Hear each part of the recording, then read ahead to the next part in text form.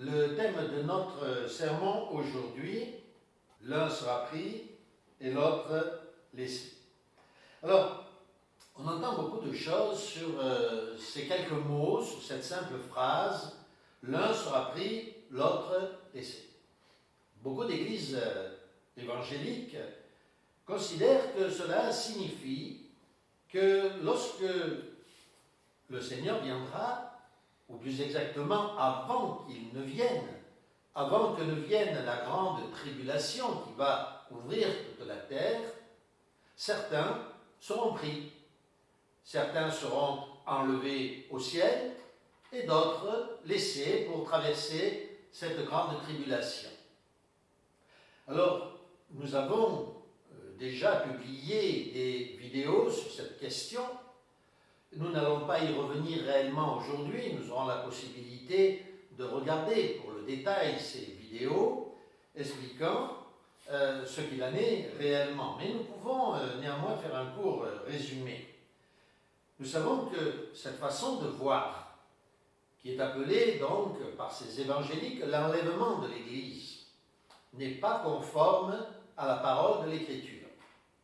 Pourquoi ? Tout d'abord parce qu'il est évident qu'au ciel, il n'y a pas de petits menteurs, de petits esprits, de gens qui n'ont pas transformé leur vie. Si Moïse n'a pas pu rentrer en terre promise pour une seule faute qui lui a été reprochée, et cela de façon prophétique, il est évident que les chrétiens eux-mêmes, et nous reconnaissons que nous sommes tellement inférieurs à Moïse, n'est-ce pas, pour ce qui est de notre foi, de notre fidélité. Nous ne devancerons en aucune manière Moïse dans le paradis de Dieu. Nous comprenons que cet exemple de Moïse a été écrit pour que nous comprenions que nul ne peut aller au ciel où vivent les anges, puisque même, nous le rappelons, le diable et ses démons ont été relégués prisonniers sur la terre. Il n'y a là-haut personne de malsain, aucun petit chrétien ou moitié de chrétien. Nous devrons attendre de devenir de véritables chrétiens pour accéder aux cieux. Mais nous avons un passage de l'Écriture qui nous dit cela, qui nous dit, un Thessalonicien, nous connaissons le passage, que nul ne pourra aller au ciel avant que ne soit arrivé le jour du Seigneur. Mieux que cela, le passage nous dit, nous ne devancerons en aucune manière ceux qui sont morts. Il est écrit, les morts ressusciteront d'abord. Oui, les morts ressusciteront d'abord, à la 7e trompette. Ainsi, les événements sont clairs, n'est-ce pas? À la 7e trompette, le Christ reviendra. Lorsqu'il sera revenu, il ressuscitera les morts. Et alors, ensemble, ensuite, nous dit le texte, et alors, ensuite, nous serons rassemblés avec les morts, et ensemble, les ressuscités, bien entendu, et ensemble, nous irons au ciel. 1 Thessaloniciens, chapitre 5. Donc les choses sont claires, nous ne faisons ici qu'un résumé rapide. Il n'est pas question ici, quand il est écrit « les uns seront pris, les autres laissés », il n'est pas question que certains soient pris pour être amenés au ciel.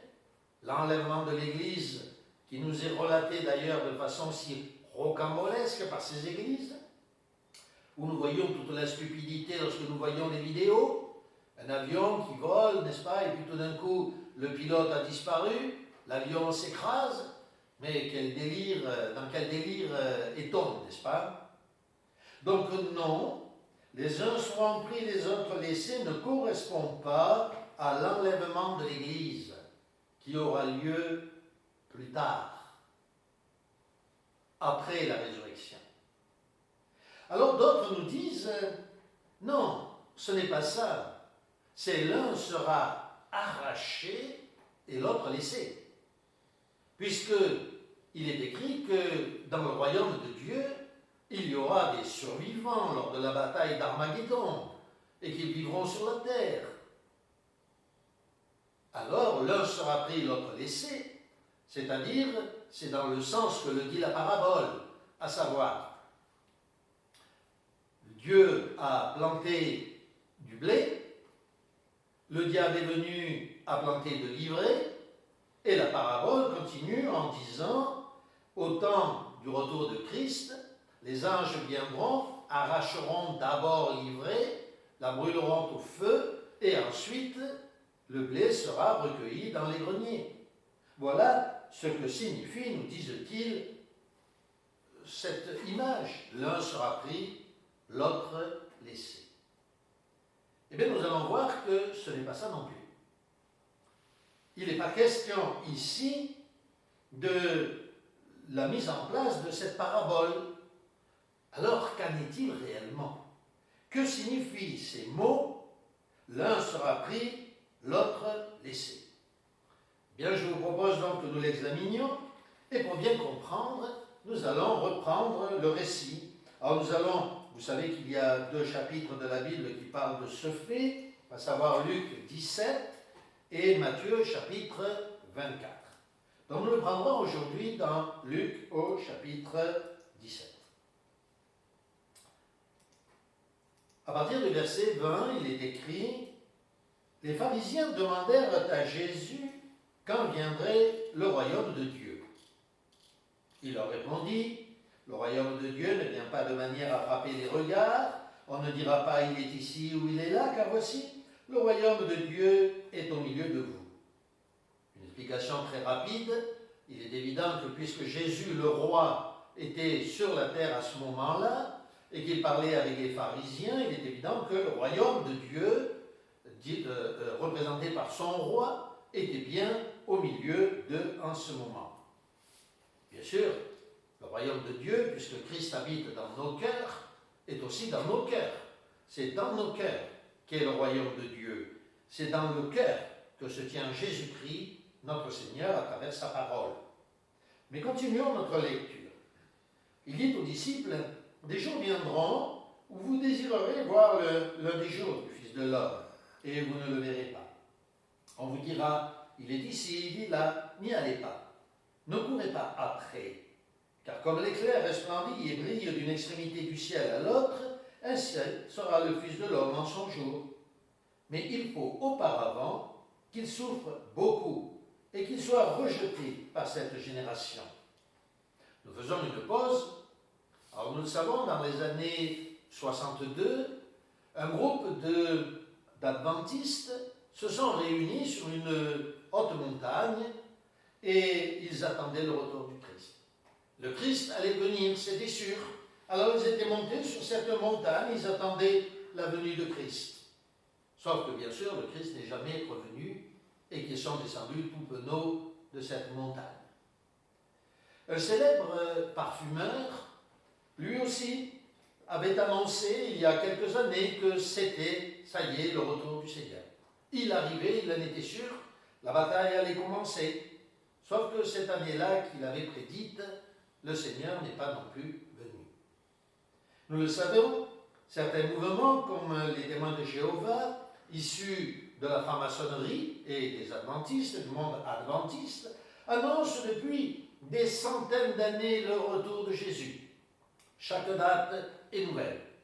Aujourd'hui, une nouvelle date a été d'ailleurs fixée par eux. Ainsi, les gens courent après cette date, date après date. Sauf que le récit nous dit, si quelqu'un vous dit, il est ici ou il est là, n'y allez pas, ne courez pas après. Ces mouvements sectaires nous disent que le Christ est chez eux, qu'ils sont les représentants du Christ. Mais le récit nous dit, soyez prudents. Parce que le Seigneur, la présence du Seigneur est comme l'éclair qui resplendisse d'une extrémité du ciel à l'autre extrémité. Nul ne pourra le rater. Ce n'est donc pas pour une élite que le Seigneur s'exprime, mais pour tous les peuples de la terre et pour tous les chrétiens. La présence du Fils de l'homme sera absolument visible. Mais notez ce qu'il dit encore. partir du verset 25, il dit « Il faut auparavant qu'il souffre beaucoup et qu'il soit rejeté par cette génération. » De quelle génération parlait le Christ, sinon de la génération dans laquelle il vivait? Car c'est aux apôtres qu'il parle, et c'est aux apôtres qu'il dit « Le Christ souffrira et sera rejeté, et il le fut par la génération dans laquelle il vivait. » Alors il est vrai, bien sûr, que l'Église, image du Christ, épouse du Christ, souffre et doit souffrir aussi les mêmes choses.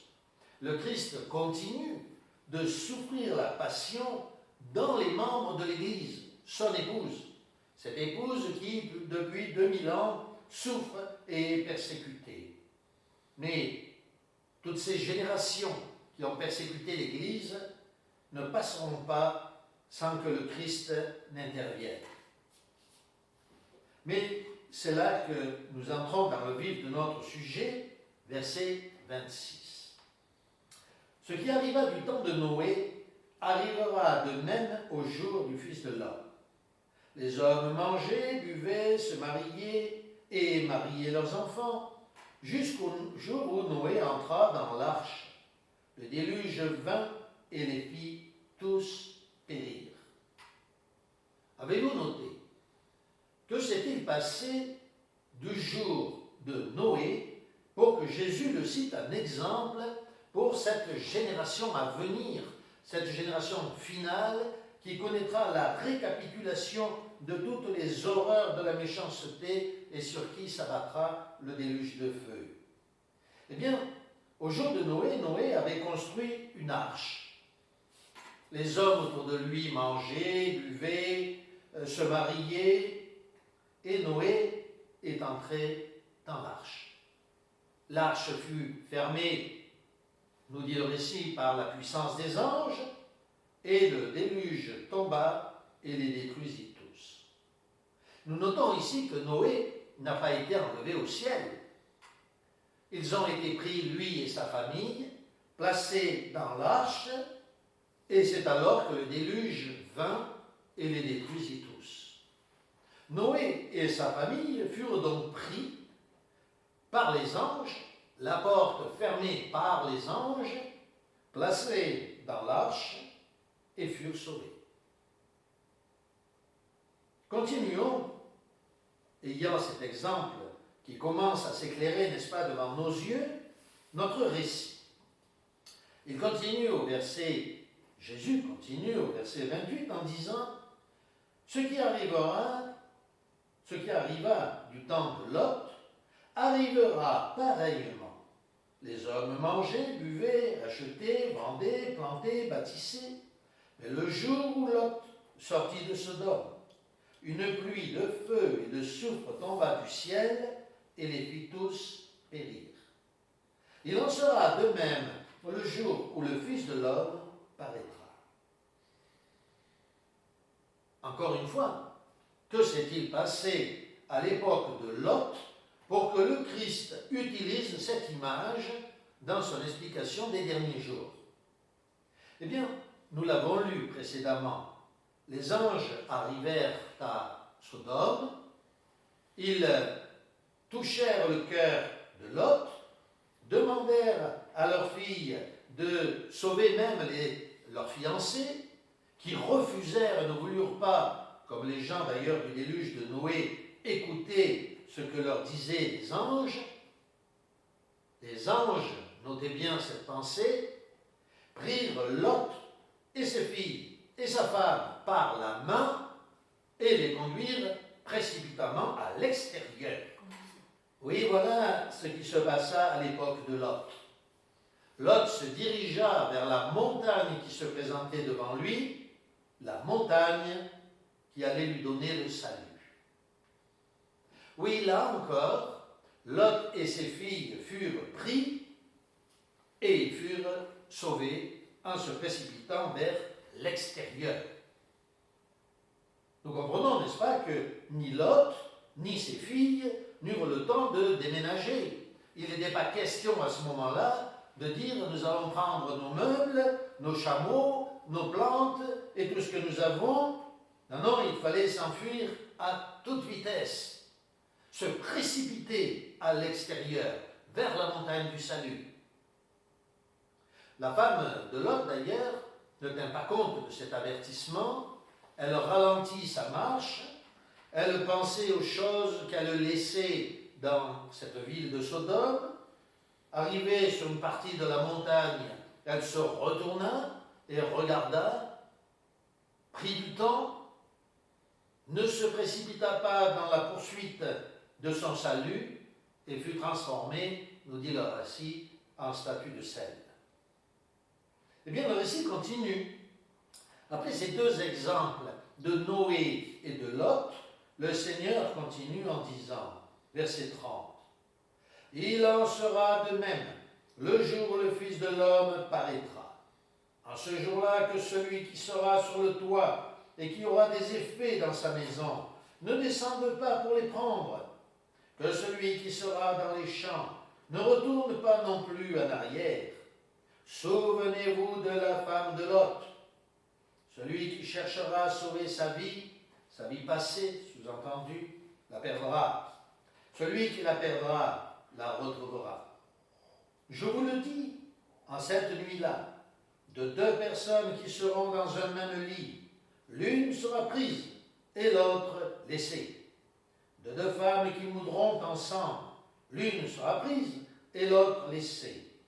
De deux hommes qui seront dans un champ, l'un sera pris et l'autre laissé. Les disciples lui dirent, « Où sera ce Seigneur ?» Et il répondit, « Où sera le corps ?»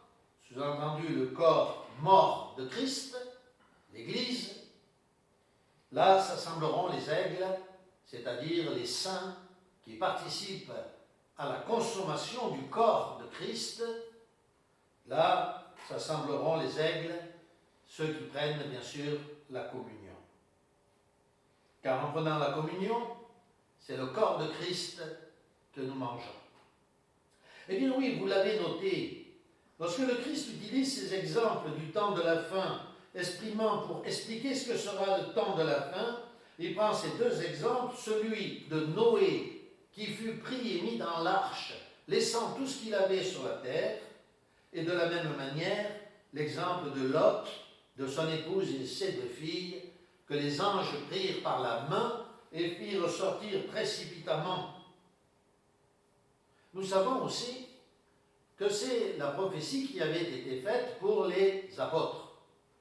Lorsque le récit, lorsque Jésus leur dit, « Lorsque vous verrez tout cela, quittez Jérusalem et précipitez-vous vers les montagnes. » Nous reviendrons sur ce sujet un tout petit peu plus tard. Mais je vais vous proposer deux textes de la Bible. Le premier, Hébreux, chapitre 8, versets 8 à 9. Car c'est avec l'expression d'un blâme que le Seigneur dit à Israël, « Voici les jours viennent, dit le Seigneur, où je ferai avec la nation d'Israël et la maison de Juda une alliance nouvelle. Non comme l'alliance que je traitais avec leur père, le jour où notez bien, le jour où je les saisis par la main pour les faire sortir du pays d'Égypte. » Autrement dit, pour les sauver de l'Égypte. Déjà, le Seigneur, cette toute première fois, avait pris l'ensemble du peuple par la main pour les sauver. Et puis, Exode, chapitre 13, versets 8 à 9. En ce jour-là, tu instruiras ton fils, c'est-à-dire le jour de la Pâque. Tu instruiras ton fils disant, « C'est à cause de ce qu'a fait pour moi le Seigneur lorsque nous sommes sortis d'Égypte. Et ce sera pour toi un signe attaché à ta main, un mémorial devant tes yeux, afin que la loi du Seigneur soit sur tes lèvres, car c'est par une main puissante que le Seigneur t'a tiré d'Égypte. » Vous voyez exactement l'exemple qui nous est donné dans Lot et ses filles. Dans Lot et ses filles, ce sont des anges qui les ont pris par la main pour les sauver, précipitamment, pour les faire diriger vers la montagne sainte. Là, c'était le Seigneur lui-même qui intervint pour prendre tout le peuple par la main puissante et les conduire hors de l'Égypte et les amener à la sainte montagne, le mont Sinaï, où ils reçurent la loi. Prenons ensemble Matthieu chapitre 24. Nous lirons les versets à partir du verset 32. Vous le savez, il s'agit de la même explication concernant les temps de la fin. La première était décrite par Luc, celle-ci est décrite, nous n'en citerons qu'un extrait, par l'apôtre Matthieu qui confirme à la fois les dires de Luc et qui à la fois nous amène un éclairage différent. Instruisez-vous par une comparaison tirée du figuier. Dès que les branches deviennent tendres et que les feuilles poussent, vous reconnaissez que l'été est proche. De même, quand vous verrez toutes ces choses, sachez que le Fils de l'homme est proche à la porte. Je vous le dis en vérité, cette génération ne passera pas que tout cela ne commence. Le ciel et la terre passeront. Oui, les scientifiques sont bien d'accord pour dire qu'un jour, le ciel et la terre passeront. Mais mes paroles ne passeront pas. Pour ce qui est du jour et de l'heure, personne ne le sait, ni les anges des cieux, ni le Fils, mais le Père seul. Ce qui arriva du temps de Noé arrivera de même lors de la venue du Fils de l'homme. Car les jours qui précédèrent le déluge, les hommes mangeaient et buvaient, se mariaient et mariaient leurs enfants, jusqu'au jour où Noé entra dans l'arche. Et ils ne se doutèrent de rien, jusqu'à ce que le déluge vienne et les emporte tous. Il en sera de même lors de la venue du Fils de l'homme. Alors 2 hommes qui seront dans un champ, l'un sera pris, l'autre laissé. De 2 femmes qui moudront à la meule, l'une sera prise et l'autre laissée. Veillez donc, puisque vous ne savez pas à quel jour votre Seigneur viendra. Sachez-le bien, si le maître de la maison savait à quelle veille de la nuit le voleur doit venir, il veillerait et ne laisserait pas percer sa maison. C'est pourquoi vous aussi, tenez-vous prêts. Avez-vous reconnu cette expression? Tenez-vous prêts. La même expression que lorsque Dieu délivra le peuple d'Israël le soir de la Pâque. Il dit au peuple, vous mangerez cette Pâque debout, habillés, prêts pour le départ, le bâton à la main, la canne à la main, et prêts à partir. La nuit ne se terminera pas que vous serez chassés de l'Égypte. Oui, tenez-vous prêts. Tenons-nous prêts, nous aussi, parce que les anges du Seigneur vont venir. Ils vont nous prendre par la main et nous demander immédiatement de partir du lieu où nous serons. Comme Jésus l'avait demandé à ses apôtres lorsque la ville de Jérusalem fut entourée, de la même manière, les anges vont venir pour nous sauver et le feu s'abattra sur ce monde. Rappelez-vous ce qui s'est passé à Jérusalem. Faisons bien attention parce que c'est le seul moyen, en nous rappelant de ces choses, d'éviter le piège qui va tomber sur le monde. Les armées romaines sont venues avec Vespasien. Elles ont entouré la ville de Jérusalem. Nous étions en l'an 66. Soudain, un message arrive à Vespasien lui disant « Néron est mort et tu dois retourner à Rome pour prendre l'Empire. Nous te voulons comme empereur. » Vespasien fait ses bagages rapidement. Au lieu d'attaquer la ville de Jérusalem, les Romains semblent s'enfuir. Il faut précipitamment retourner à Rome. Alors, ces Juifs prétentieux s'imaginent que ça y est, les Romains ont perdu et ils les poursuivent. Ils en tuent quelques-uns, ils sont sûrs d'avoir gagné. Ils ont chassé les Romains. Ils n'écoutent pas les prophètes, notamment celui qui était au milieu d'eux, Joseph, Flavius Joseph, grand prêtre à ce moment-là et prophète de Dieu, qui leur disait « Ne vous y trompez pas, si vous aviez visité Rome, vous verriez que vous ne pouvez rien réussir contre eux. » Mais les Juifs sont tellement sûrs d'eux-mêmes. Le temps passe, ils ont gagné. Même les chrétiens s'établissent dans la ville de Jérusalem. on y ouvre commerce, on se marie, on mange, on danse, on boit. Oui, c'est la victoire contre les Romains.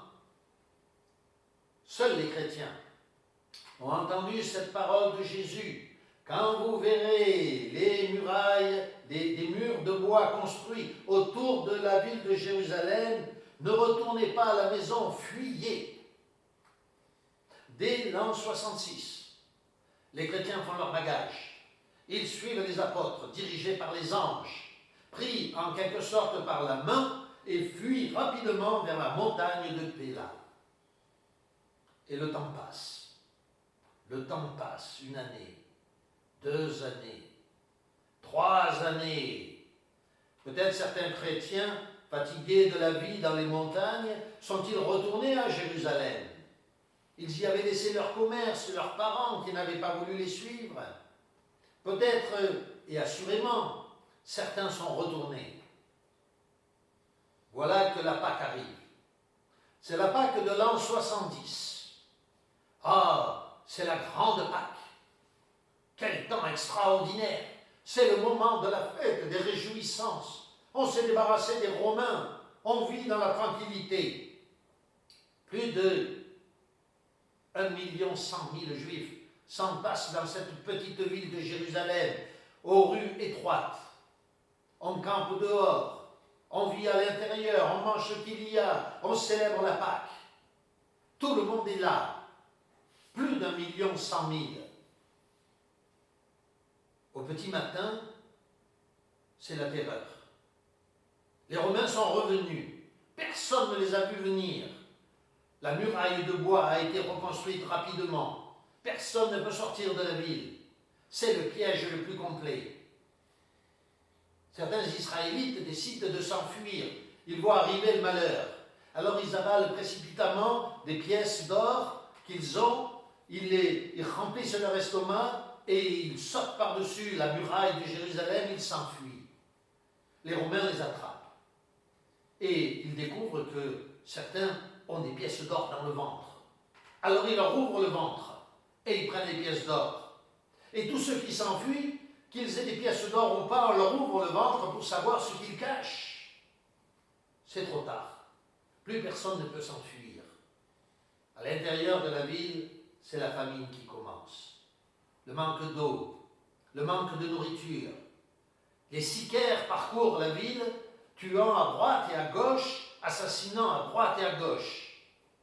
Dans les maisons, comme il n'y a plus rien à manger, ceux qui ont encore de la nourriture sont en danger de mort. Si on s'aperçoit qu'ils ont de la nourriture, les bandes rivales entrent à l'intérieur, massacrent les habitants et prennent la nourriture. Lorsque les volets sont fermés, les voyous se disent que si les volets sont fermés, c'est parce qu'à l'intérieur, ils sont en train de manger. Alors ils entrent.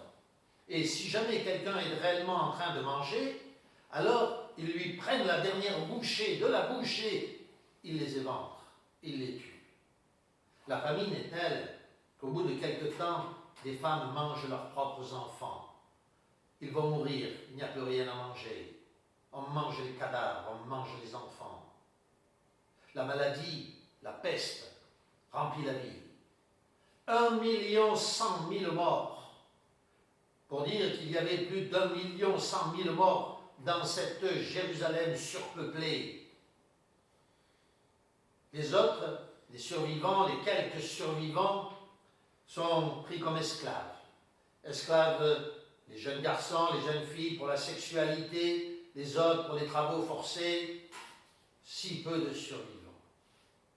Les élus, eux, sont restés dans les montagnes de Péla et sont survivants. Ils ont écouté la parole du Seigneur, qui disait, l'un sera pris, l'autre laissé. Il en sera de même autour de la fin, au temps de la fin. Le piège est en train de se refermer sur les nations et sur les chrétiens désobéissants. Ceux qui n'ont pas compris ces paraboles, tenons-nous prêts. Nous ne savons pas à quel moment les anges vont venir pour nous dire « Sortez maintenant, sortez du milieu d'elle, mon peuple, pour ne pas participer à ces fléaux. » Nous prions pour que chacun d'entre nous comprenne bien ces paroles et se tienne en éveil, car le Seigneur va revenir. Nous ne savons pas comment, nous ne savons pas ce qui va se passer, mais nous avons été prévenus. Nous attendons que le Seigneur nous appelle pour laisser tout ce que nous avons, nos biens, tout ce que nous possédons, même ceux qui, peut-être de notre parenté, ne veulent pas écouter l'appel du Seigneur. Soyons prêts, gardons le bateau à la main, prêts à tout perdre pour gagner le salut. Car celui qui veut sauver sa vie ou son mode de vie le perdra, mais celui qui le perdra gagnera la vie éternelle. Dirigeons-nous vers l'endroit où les anges nous amèneront d'une manière ou d'une autre pour notre salut.